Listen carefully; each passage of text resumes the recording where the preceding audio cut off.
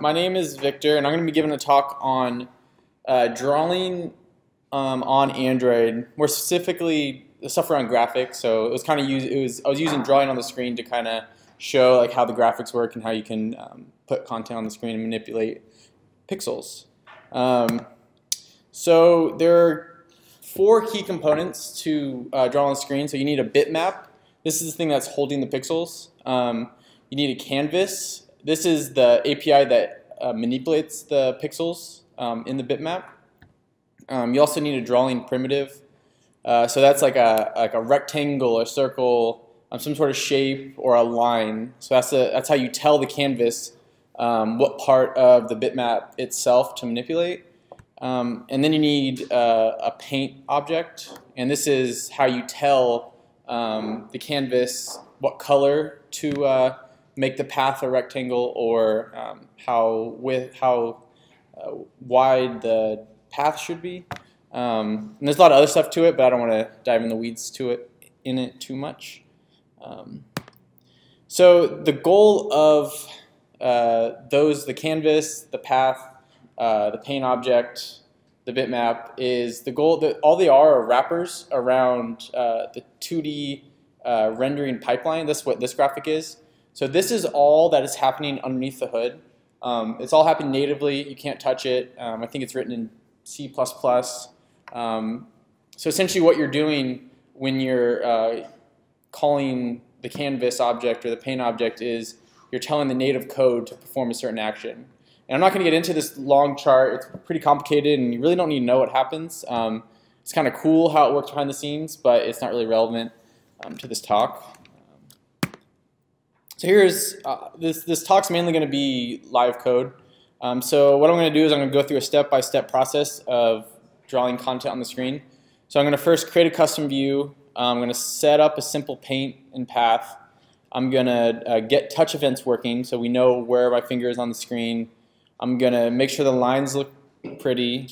I'm going to add the ability to reverse a sequence of drawings, and then I'm going to add the ability to put different colors on the screen. So let's see how this works out. So the way I'm going to be doing it, I'm going to do some live coding. Well, not really live coding. I have a bunch of different branches set up for each different phase throughout the process. And so this is the first screen. So this is just a plain old view. There's nothing to it. So let me move to branch 1. All right, so the first step here is we need to create a custom view. We need to create the paint object and the path object, and we have to draw it on the screen. Go to presentation. Oh. Under view. Present. Where is it? Oh, there we go. Oh, well, we need to see both screens. I guess. You use the 3-finger gesture? Yeah, we can do that. Okay, so here is the custom view. So if you're, for the newbies to Android, a view is essentially anything that consumes space on the screen, anything that's drawn on the screen, any pixel you see drawn on the screen are through a view. So first we need to create the paint object and the path object. So on the paint object itself, I'm setting the stroke width. That's how wide the line is. I'm setting the color, and I'm setting the style. So what you can do with the paint is you can essentially tell the canvas object how to interact with the path or the rectangle or circle that you're providing to it. So you can like set settings as like to fill in empty space or make sure the line is smooth. There's a bunch of different settings on it, but we'll just focus on the simple ones. And then we have a path, and this is just simply a line. So you start at 0.00, and then I'm telling the path to move to 200x, 200y on the grid of the view. So in Android, 00 is the top left corner, so I'm telling it to move 200 pixels down and 200 pixels to the right. So it's going to be an angle like this. And then lastly, I'm overriding this onDraw method. So what this onDraw method spits out is the canvas object I was talking about. So this is the canvas for the view itself. So the bitmap, the underlying bitmap for the view. It's important to call the super method here because if you're overriding something like an image view and you don't call the super on it, it's going to forget about the image that it's supposed to display and all the drawing functions for the view itself. Because anytime you see any pixels on the screen, it's done through this onDraw method. So any view with anything on it, the canvas of that view is being manipulated to present you the updated content. So there's this method on canvas that says draw path. So all I do is provide it the path and the paint object. So let me get out of here. I'll get out of presentation mode. Do you command one to bring up the project window if that's what you Now I want to launch the app. want? Oh, Yeah. always just click it. I gotta. Okay, so I'm expecting a line to start in the top left and go to the bottom right-ish. Is it not launching? All right, how do I get out of this?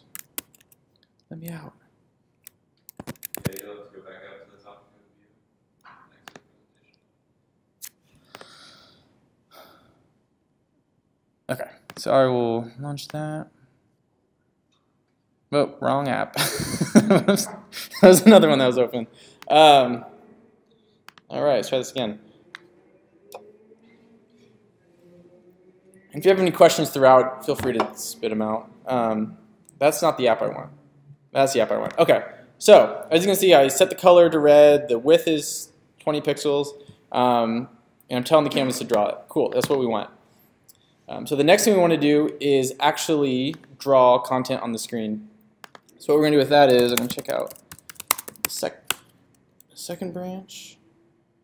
All right, and let's see what has changed. So I have the same paint and path, which the path itself doesn't matter anymore. Now I'm controlling the path with my finger touch on the screen. So there's this method you can override in the view class called onTouchEvent. And what it does is anytime you put your finger to the screen, it tells you where the contact is. So this onTouch method will spit out this motion event. And on this motion event is the X and Y axis of where the current touch is occurring. So with that, there's different, I want to say states that it will recognize. So this action down state is the first time it recognizes a touch on the screen. That's right when you put your finger down. This action move is your finger is down, but you're dragging it across the screen. And then the action up is when you finally take your finger off the screen. So then I'm using these different states to create my path object and move it around. So I'll create the path object on the on down. That's when my finger touches the screen. And then I will tell it to move its initial state to whatever the touch event is, because you can grab the location off this motion event that's passed through. And then as I move it around, I keep updating where the current touch event is. And I tell the path, hey, I'm here now, hey, I'm here now. And then when I'm up, I give it one last final touch location.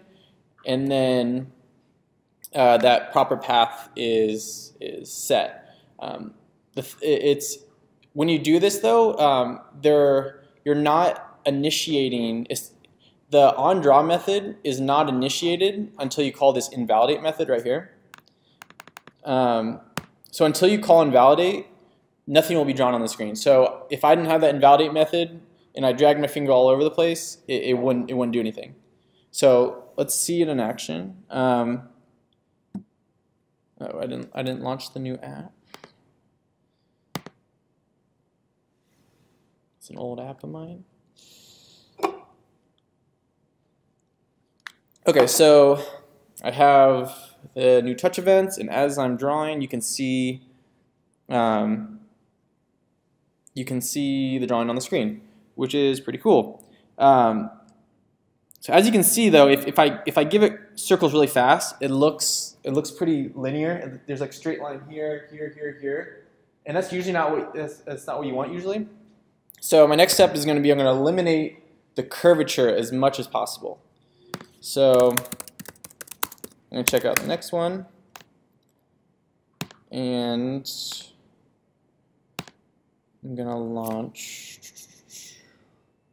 it and compare. So in this one, as I draw, as you can see, it's a lot smoother now. There's still a little bit of, it kind of looks a little linear, but there's things I did to help make it look smoother. So the two things I did was, first I put this anti-alias tag to true on paint, and essentially what that does is it tells it wants to smooth the corners as much as possible. Another cool little trick you can do is, so in between each touch event, there's apparently a history of events that happen between point A and point B. I'm not sure why they don't just turn that into one of the touch events. So each action move motion event, so if it's in the state action move, those motion events have a history and have individual points in between them. So what you can do is you can, on the event object itself, you can look for the history size.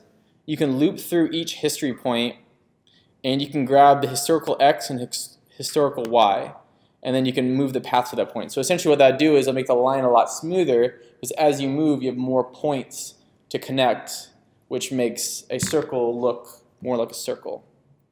So that's a cool little trick you can use to help make things look a lot better. So the next thing I want to do is, as you can see, every time I draw a new object, the last one disappears. So what I want to do next is I want to create a history of all the paths I've drawn. That way I can have a complete drawing in the end. So what I want to do with that, I want to go to this next branch. Okay, so this next step is pretty simple. So all I did is I created a path list, so just a list with a bunch of path objects in it. And then on my action down, when my finger touches the screen, I add that path to the list. And then on my onDraw method, to draw each individual path on the screen, all I do is just loop through the path list and draw each individual path in the list. So I'll show you what that looks like.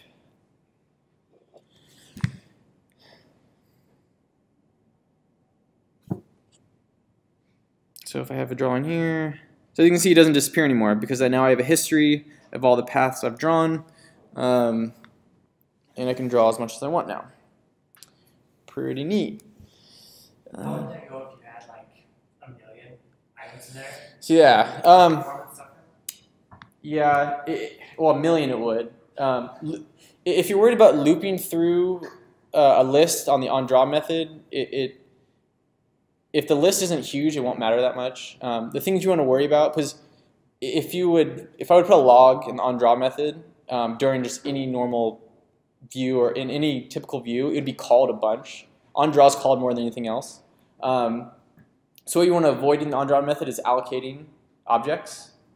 So lists like this don't really matter that much because it's going to go really fast on the JVM. So I wouldn't worry about it, but don't, rule of thumb, never allocate any memory or allocate any objects in the onDraw. If it's never going to change, you can just like do it once, store it in a bitmap, and then just draw the bitmap. You know, yeah. So you can combine those approaches to do something more efficient. Right. Okay, so I can draw a bunch of lines that I have a history to it now, or it doesn't disappear every time I draw. So what happens if I want to, let's just say, undo the last line I drew? I think that's the word. So this next step's pretty simple. I'm going to add an undo button to my screen. Okay, so now I have an undo button. So if I come in here and I draw a bunch of different items and I hit the undo button, it will go back until there's nothing left on the screen. So all you have to do here is, all I did here was add an on-click listener to the undo button, and then that undo, all it does is just removes the last item in that path list, and then I call invalidate again to redraw it. Simple as that. So anytime I can draw, keeps the history, and I just start from the end and move backwards in time. So yeah, that's pretty simple. So the next item, I think the last item, is adding color to it. So check this branch. Add a little bit more code here. I'll show you how it works first before I explain the code behind it. So I have the screen, and I clicked red again. I have blue, and I have green, I have red. So I can choose what color I want. It's the same general thought behind the last steps. All I'm doing here is attaching a color, a paint object, to a path. So I created an object called path object. In it, you have a path and a paint. And then anytime you click a color, it saves it to the current path object. And then what I'm doing is and then I add the path object to the list, and then I loop through those path objects in the list. And then you can get a bunch of different colors. You can also use the same technique for if you want different widths of the line, or anything different between lines or between objects. You can use the same technique.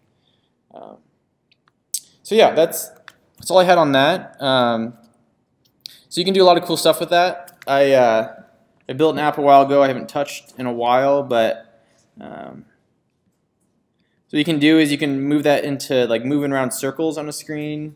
We don't see your screen. All right. Well, all right. So you can move around circles. You can like adjust the size of a square, and that's all through using the same techniques that I just showed you. It's just all you need to know is the position of where your finger's at and how the underlying object changes, and then just redraw it every time. Another cool side note is if you dive into these objects, all they are is just a very thin wrapper on top of native code. So all these calls like rotate, scale, all of these essentially just go immediately into native code. So I thought that was kind of cool how it's the closest you'll get to the underlying C code, which I think is pretty neat. But yeah, that's all I had. Is there any questions?